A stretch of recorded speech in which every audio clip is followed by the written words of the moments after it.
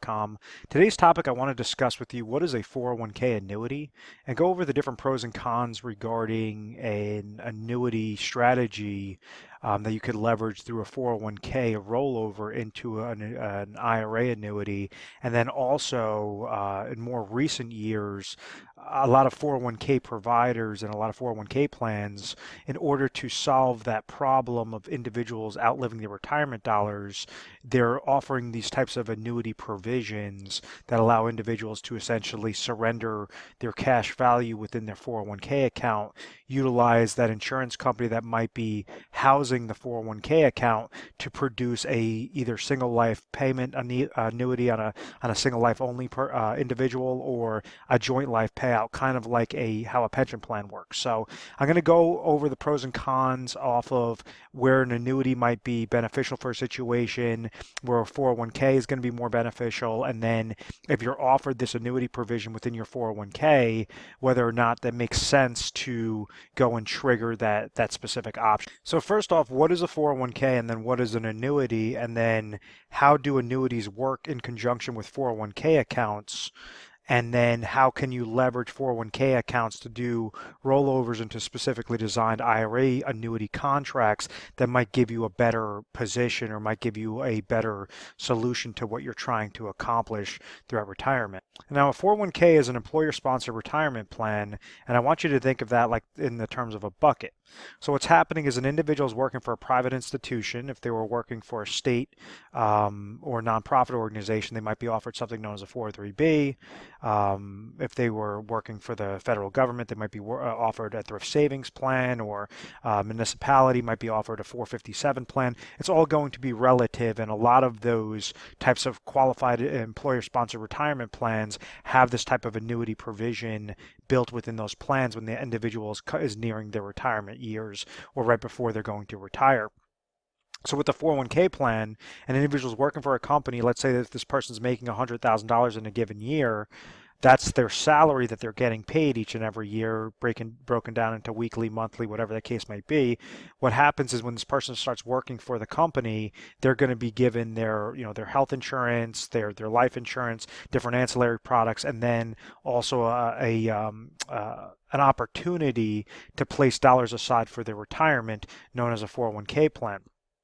So depending upon how much they make, they could go and take a portion of their salary, have that come out on a paycheck basis or a monthly basis, or even at the end of the year, and take X amount of dollars from their salary that they feel is necessary for savings and invest that into their 401k bucket. So this bucket is going to grow by a combination of two different factors. The first thing are the contributions that you place into this bucket. And the second thing is the rate of return that's going to also further grow within this bucket.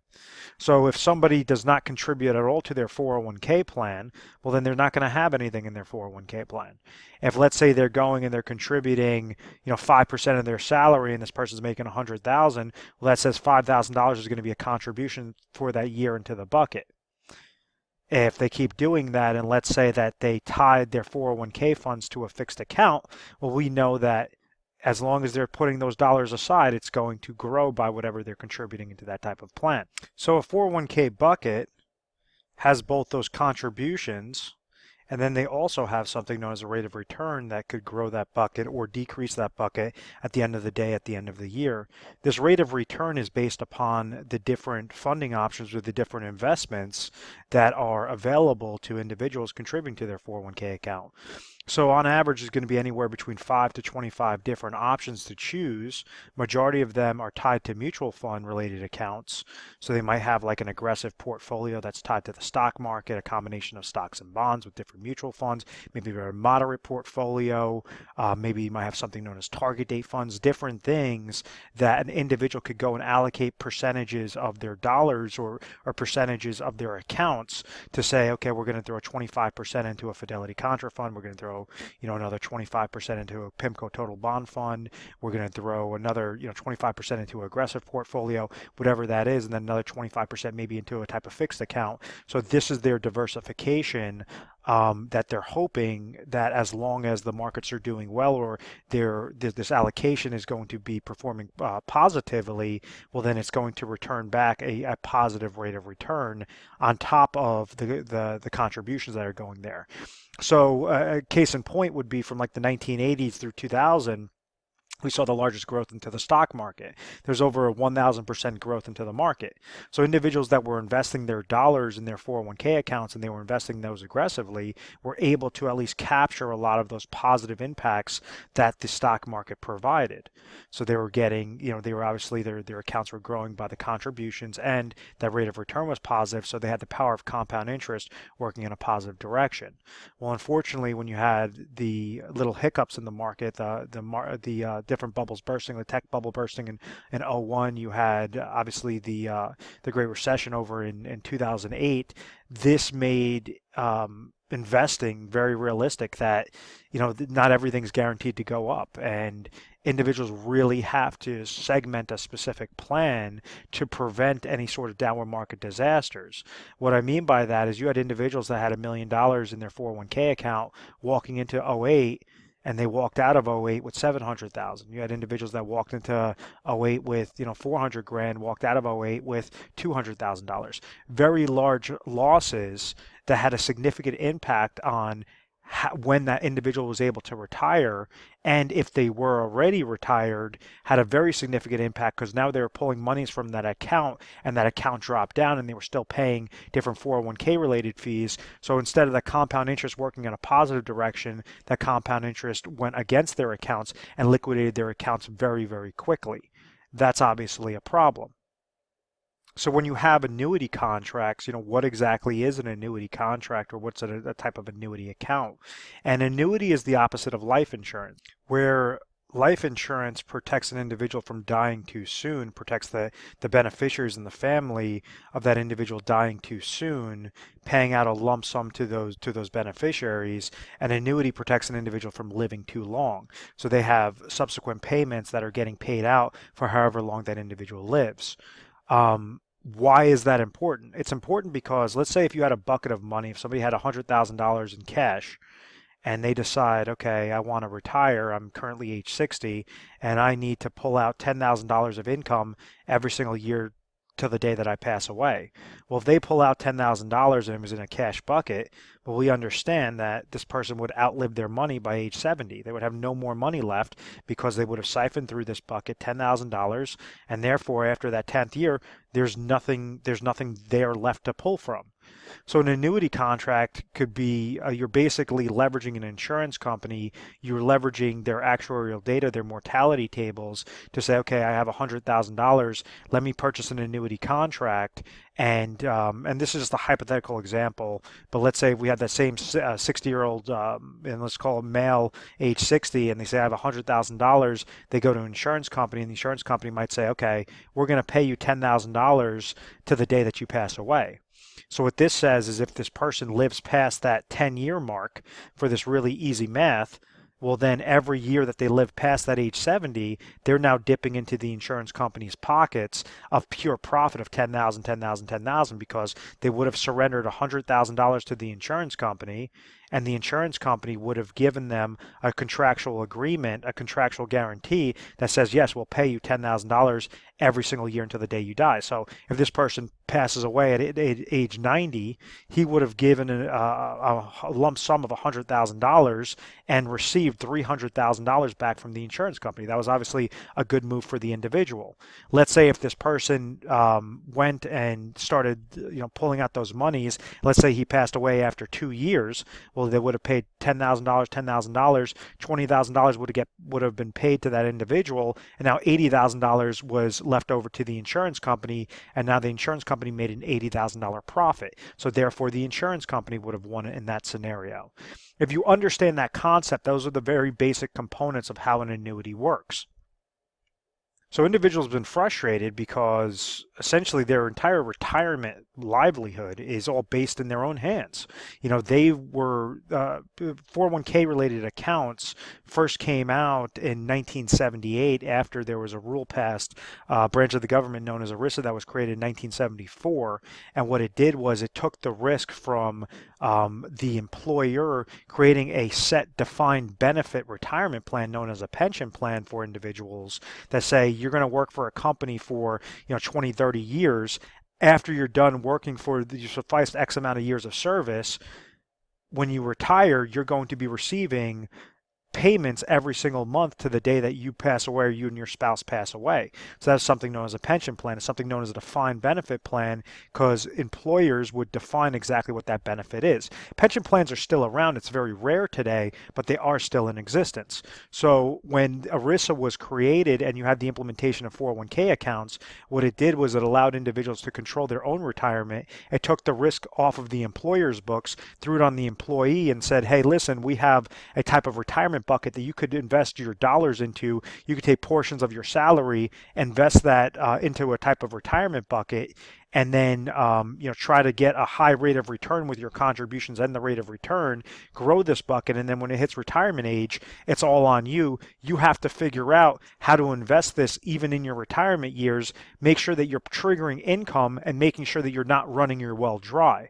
So that's obviously a problem. So a couple of years back, you had a lot of 401k providers that they started implementing annuity provisions in their 401k plans, and they're saying, okay, well, you have lump sum in this 401k. What we can do is we could allow you to roll those monies out over into an IRA, which is just essentially kicking the can down the road. If you were just in a 401k that was mainly tied to, mutual funds, and you went and you rolled your money over into an IRA that was just tied to mutual funds, well, you still have that reverse dollar cost averaging risk of paying different mutual fund related fees, falling victim to downward market loss potential, falling victim to outliving your income, pulling out income and outliving your monies. So this implementation of annuities is saying you could go and surrender the lump sum dollar amounts in your 401k account and utilize an annuity contract that's being offered by your plan provider to give you lifetime income. So it's kind of like taking that concept of a pension, but utilizing the annuity provision within that 401k. So it's not truly a pension plan because it wasn't set up through the employer, but they allow that individual to have that payment stream that an annuity allows. Now that's important is because let's say if somebody has $500,000 in their 401k account and they're offered this annuity provision, maybe that company will provide them, $30,000 of income to the day that that person passes away. So it kind of acts like a type of personal pension plan. They surrendered that $500,000. They're receiving $30,000 every single year to the day that they pass away. Which sounds fine. Obviously, they're not going to outlive their retirement monies by utilizing that. The downside to it is what happens if they only live for a couple of years. Let's say they pass away after 2 years. Well, now that person's beneficiaries, they've accumulated those monies. They've taken on all the risk. They've tried all the different strategies to increase that rate of return. And right when it came time for retirement, they took that full $500,000, they surrendered it over to the insurance company, and that insurance company is now providing them $30,000. Let's say, God forbid, they live for those 2 years. They got $30,000 the first year, $30,000 the second year, and then they passed away. That means they would have only received back $60,000 off of providing $500,000 to the insurance company, and now this insurance company walks away with a $440,000 profit. So that's obviously the bad thing, and this is a lot of bad press about annuities, and this is what I think is justified because those are types of traditional annuities. They're known as immediate annuities or deferred income annuities, where you are annuitizing your money, meaning you're surrendering control to the insurance company. A really quick solution to this type of avenue, if you're offered an annuity through your 401k plan, please understand that that is only one offer.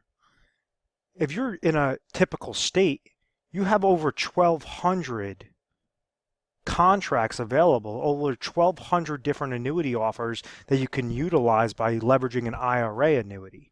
So let's say in that example, if you went and you took the annuity offer through your 401k provider, they might provide you $30,000 of lifetime income. Or you could go through the top 3 offers in your particular state. Maybe option 1 or company A might give you for that same 500,000. If you went and you want a 401k rollover into an IRA annuity, they might provide you 45,000. Maybe company B is going to provide you 42,000. Maybe company C is going to provide you $47,000. Something that is much larger of a benefit makes much more mathematical sense than being pigeonholed into the crappy annuity contract that is just through that one offer. So, please understand, this is usually the case is whenever individuals are looking to go and trigger their annuity options through their 401k, majority of times it's a really crappy offer, but individuals do not know that they were eligible to go and take the 401k, roll that over into specifically designed IRA annuity, and make sure that they are getting the best bang for their buck, if that is one of their major goals. What we like to try to always educate individuals on is give them the most flexibility, give them the most options available, the most options possible. And we break it down into 3 different segments. And I talk about this on a lot of my videos. I said there's 3 things that every individual needs to figure out before they're retired, or if they're currently retired, how to stay retired forever. So let's say if this person went and they were working for a company at 30 years of age, and let's say they were working there for the next 35 years, they're age 65 currently. Let's say that they have $500,000 that's currently sitting in their 401k account, just like that other example. And now they say, okay, I want to retire. I want to trigger, I want to utilize Medicare. I want to trigger my Social Security income. And I want to leverage a portion of my 500,000. I don't know if it makes sense to trigger my annuity within my 401k account and surrender all those monies. Should I just go and roll that money over into all that money into an IRA annuity, 100%? Or should I go and try to splice these dollars into specifically designed IRA contracts to make sure it's sufficing to the decimal point what my goal is? Obviously, we recommend the latter. We want to make sure that you're having the most amount of control. Annuities are good for the correct situation and they're complete shit for the wrong situation. What I mean by that is the first thing that you have to make sure is covered for pure retirement confidence are your income sources. If this individual is age 65 and let's say they have expenses, we want to figure out what their expenses are and what their income sources are. So at age 65, maybe they have expenses of $50,000 that they have to make sure is coming to them. They have to make sure at least $50,000 is coming to them of income every single year to the day they pass away. Well, maybe Social Security income is going to be $30,000 that they could trigger at age 65. Well, then that tells us is that from that first day, right when they want to retire, they have a $20,000 gap there. Out of this $500,000, they could go place the smallest amount of dollars out of that 500, place that into a specifically designed IRA annuity contract that will produce them $20,000. So maybe out of this 500,000, it's going to cost them 300 grand. So now what did they do? They didn't have to surrender the full 500,000, leave that into the insurance company's hands and lose full control. There's different types of annuity contracts out there. The ones that we recommend are ones with income rider, so it allows you to have control of your dollars at all times, be able to allow you to leave your cash value, leave your account value to your beneficiaries if you pass away too soon, but still leverage the insurance company to provide you that $20,000 of income. And that $20,000 of income is going to go to you for the rest of your life, regardless if you ran that well dry. Kind of like that other situation where I was saying where the individual wins. So we always want to make sure we're trying to set up plans that get into the company's pockets that much faster, as fast as possible. So now you're receiving pure profit of $20,000 each and every year. So what this tells us is now we have $200,000 left over in that 401k that we didn't need to use. Income sources are covered. They have the lifetime income from obviously the Social Security income that's coming to them, and then they have the other $20,000 of the annuity income that's coming to them. Step number 2 is emergency funds. I apologize for my sloppy handwriting. I know I get a lot of comments on how sloppy my handwriting is. Guys, I get it. The overall concept of these videos is to obviously educate you guys. It's not to draw a perfect picture on the screen, so please just bear with me on that. But the emergency funds is obviously step number 2. So rule of thumb is you want to have in between 6 to 12 months of money in liquid cash that you could pull from in case of an oh my gosh moment, in case of a medical ailment, in case of a tree coming and falling through your car or on your roof or whatever that case may be, whatever sort of emergency. So if we understand this person needs $50,000 in a given year or of expenses in a year, so maybe we leave $50,000 out of this 200,000 into an IRA money market account. That's just really liquid cash, purely liquid cash. You're not trying to get good growth. You're not trying to have losses. It's just essentially like a cash bucket that's sitting there. So this is obviously the annuity IRA is IRA number one. This emergency fund IRA is IRA number two. And then you have the very last stage is inflationary protection. And this could be done in a couple different ways. You could utilize an annuity laddering strategy where you're having step-ups of income. So what do I mean by inflationary protection? Well, at age 65, if we understand that this person needs $50,000 of expenses at age 65, probably around age 67, he's going to need about $52,000. Maybe at age 69, he's going to need $53,000 of income to come to him because some of his expenses are going to be inflationary expenses. Some are going to be fixed expenses. So like the gallon of gas, the gallon of milk, different things. Prices are obviously going to be increasing. So to try to combat that inflationary risk or that purchasing power risk, we want to have these small step-ups of this person's income. So they could utilize that by triggering different deferred, they're known as hybrid annuities, and we just defer them out, 3 years, 2 years, 5 years, 7 years, and all these small increments to make sure that they are sufficing exactly what that inflationary need is each and every year.